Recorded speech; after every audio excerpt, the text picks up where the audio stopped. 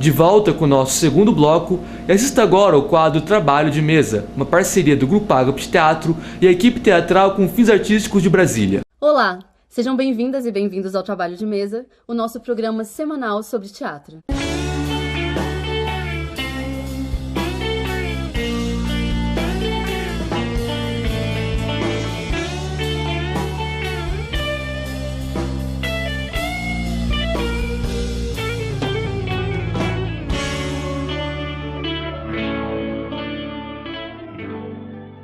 O tema do programa de hoje foi proposto pela Bárbara e é com essa alegria que nós vamos falar hoje sobre Antígona. Bom, esse vídeo ele foi dividido em duas partes. Nessa primeira parte a gente vai se ater um pouco mais aos aspectos da história e as coisas que são essenciais pra gente poder entender esse enredo. E na segunda parte, que é este vídeo, neste aqui, com a participação especial do Hugo Leonardo, nós vamos analisar alguns aspectos da história e fazer uma leitura um pouco mais conceitual e filosófica. Antígona é um texto teatral escrito pelo Sófocles, que é um dramaturgo grego, que inclusive era considerado o mais trágico dos trágicos gregos. Em meados de 441 a.C., nossa, eu sempre gaguejo quando falo antes de Cristo.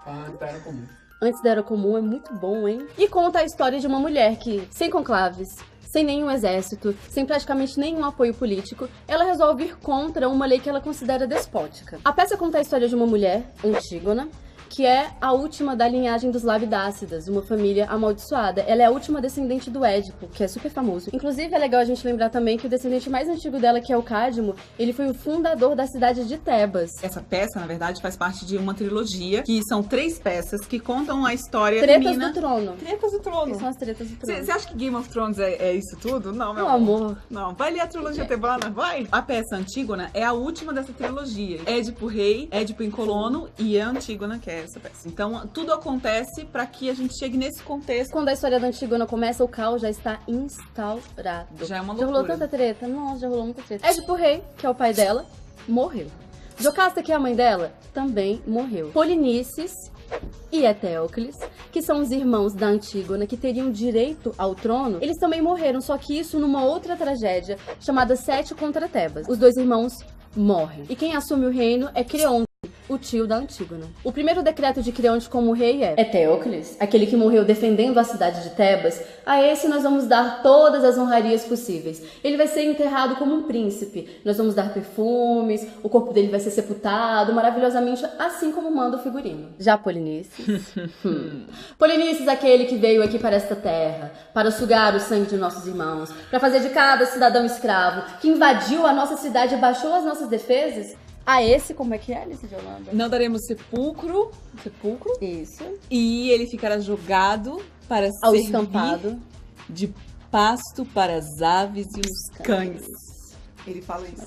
E ele ainda fala que a pessoa que se atrever a desobedecer a ordem dele vai ter um fim muito parecido. Ela vai ser condenada à morte. É importante a gente pontuar também que não é apenas uma questão de nós vamos deixar o corpo fora dos limites da cidade, esse corpo vai ficar apodrecendo e etc. Passa por uma questão simbólica muito forte também, que é, para os gregos, um morto sem sepultamento é um morto que não tem direito à sua entrada no Hades. E mais que isso também, o Creonte, de alguma maneira, ele está instituindo uma lei que a gente pode chamar de direito positivo, ou seja, a lei escrita. E aí a Antígona decide desobedecer essa lei, esse decreto do Creonte. Ou seja, ela decide enterrar o corpo de Polinices, do irmão que atacou a cidade de Tebas. Então ela vai pra fora dos limites da cidade, leva o que ela acha necessário e ela faz um ritual simbólico de sepultamento desse irmão.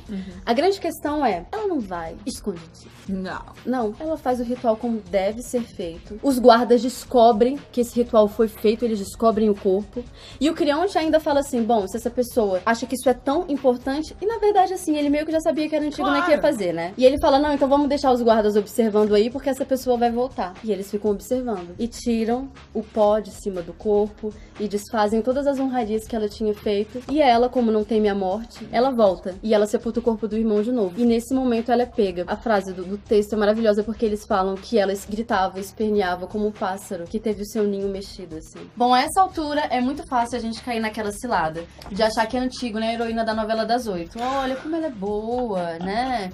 Ou então, nossa, como esse Creonte ele é vilão, meu Deus Malvado. do céu, malvado, né? E cair naquela velha dicotomia bem e mal. Mas isso é uma leitura muito superficial da coisa. Mesmo porque se a gente para e pensa, a Antígona ela tá no direito dela de enterrar o corpo do irmão. Por outro lado, o Creonte também ele não é tão vilão assim. Porque enquanto rei da cidade de Tebas, a obrigação dele é defender barra, punir barra, fazer alguma coisa com os inimigos da cidade. Inclusive, se estuda muito essa peça no direito, né? Sim. A galera do direito estuda essa peça exatamente por causa dessa questão. E o Hegel fala disso, ele usa a peça como exemplo para falar do direito positivo e do direito natural. O direito positivo enquanto esse direito institucional mesmo, a lei escrita, a Constituição e tal. E o direito natural é esse do costume do povo, né? Assim, as tradições e tal. E no caso ali, não era só o costume do povo, mas era também uma coisa espiritual, né? Era meio da religião deles, né? E uma tradição feminina também, né? Exatamente. Tem a ver com uma ligação com as mulheres de enterrar os seus próprios mortos, assim. E aí que tá, quem tá certo e quem tá errado.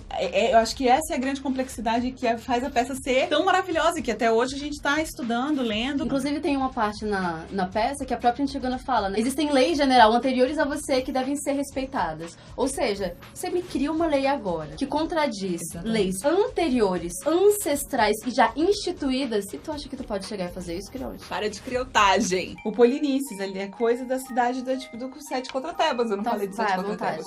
Qual é a grande treta da morte dos irmãos, do Polinices e do Etéocles? Essa treta, na verdade, ela começa na primeira parte da trilogia tebana, que é o Édipo Rei. O Édipo Rei é uma das tragédias mais conhecidas dentro da história grega. É pesquisado até hoje, é citado talvez como a grande tragédia, né? Ao lado de Antígona também, como uma peça que se encaixaria melhor nos aspectos do que seria uma tragédia. Serviu de inspiração para o Freud, a expressão complexo de Édipo vem daí.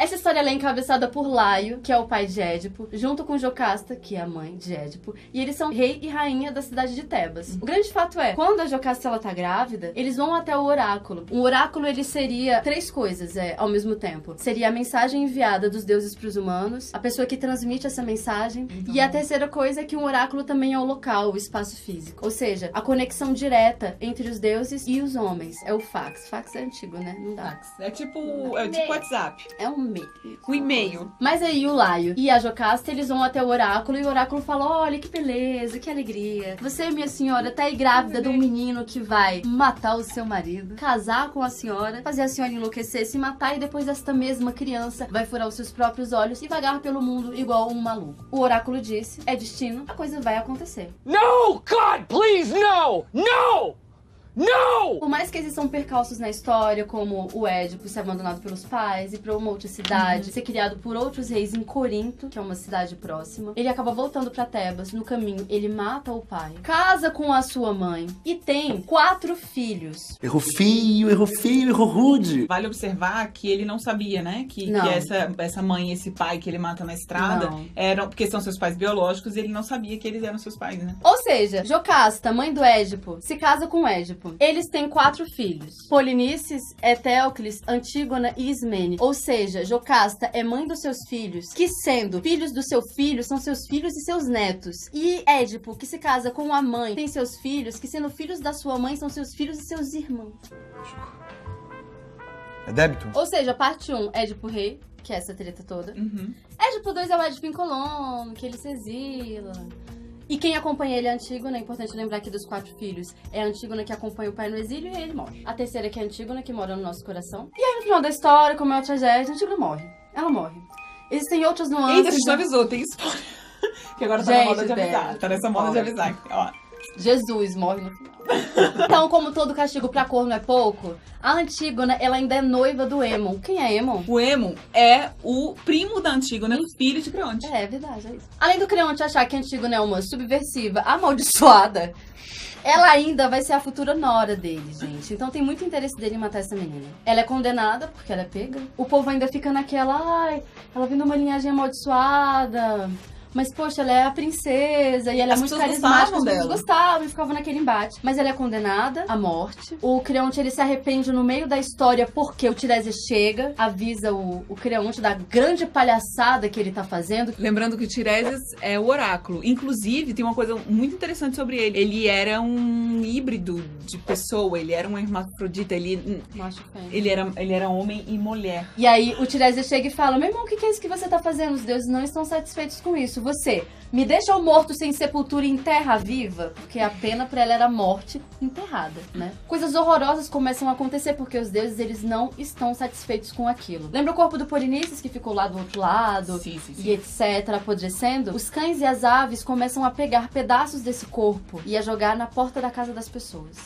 Dentro da cidade. Dentro da cidade. Então é um indício de que os deuses, eles não estão satisfeitos com aquilo. Tiresias é o oráculo e ele chega e adverte o Creonte. Fala: todo mal dessa cidade vem do seu querer. Tudo que tá acontecendo de ruim vem das decisões que você tomou. Você não está governando bem esta cidade. O Creonte decide: então a gente não vai mais matar a Antígona, vamos enterrar esse corpo, desfaz tudo. Só que aí já é muito tarde. O Aemon, que era o prometido da Antígona, tenta salvar a amada, chega lá no buraco onde ela tá.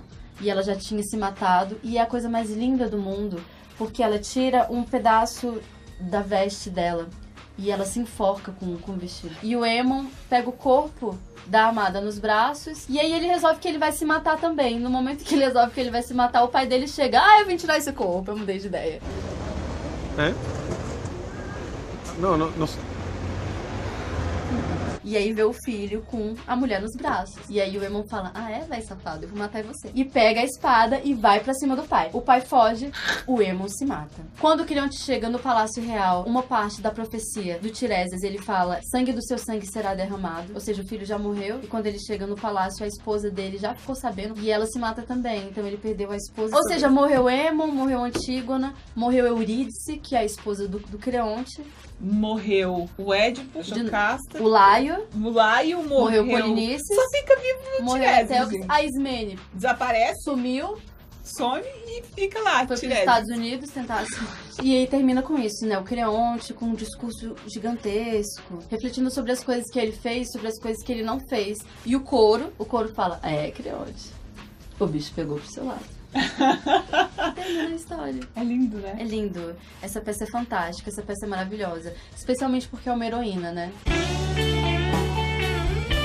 Então, pessoal, ano passado, o nosso grupo, chamado Coletivo Calcanhar de Aquiles, nós montamos o espetáculo Antígona e fizemos uma conexão com a ditadura militar. Vocês podem conferir as fotos, o teaser do nosso espetáculo nesse link. O link está aqui na descrição.